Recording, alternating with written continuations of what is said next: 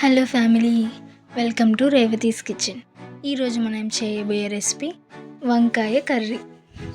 దానికి కావాల్సిన ఇంగ్రీడియంట్స్: వంకాయలు 250 గ్రామ్స్, ఉల్లిపాయ, టమాటో, పచ్చిమిర్చి, అల్లం వెల్లుల్లి పేస్ట్ ఇక్కడ చూపించిన విధంగా కట్ చేసుకోవాలి. నెక్స్ట్ ఒక బాండీ పెట్టి స్టవ్ ఆన్ చేసి 3 స్పూన్స్ ఆయిల్ వేసుకోవాలి. తర్వాత 1 టేబుల్ స్పూన్ తిరుమాత గింజలు వేసుకోవాలి. తర్వాత కరివేపాకు,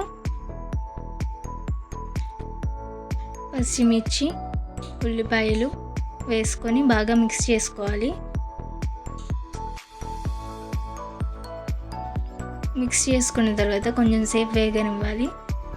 తర్వాత చిన్న ముక్కలుగా కట్ చేసుకున్న టమాటాలు కూడా వేసుకోవాలి.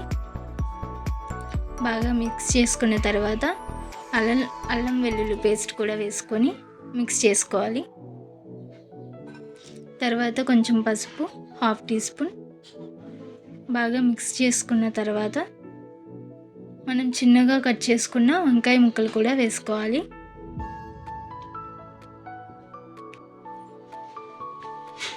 కొంచెం సరిపడా ఉప్పు కూడా వేసుకొని బాగా మిక్స్ చేసుకోవాలి.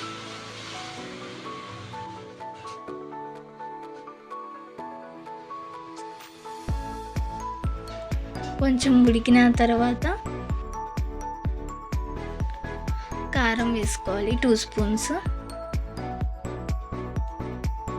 కారం వేసుకున్న తర్వాత బాగా మిక్స్ చేసుకోవాలి.